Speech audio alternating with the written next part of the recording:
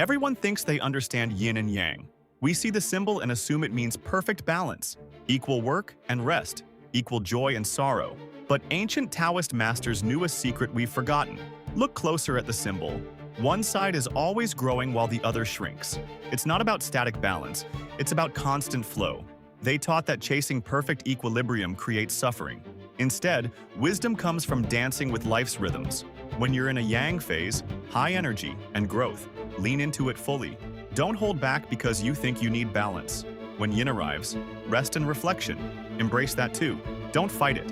Here's the deepest truth. See those dots? White in the black, black in the white. Even in your darkest moments, seeds of light are growing. Even in your brightest times, change is coming. This philosophy guided emperors and warriors. It helped ordinary people navigate life with grace instead of resistance.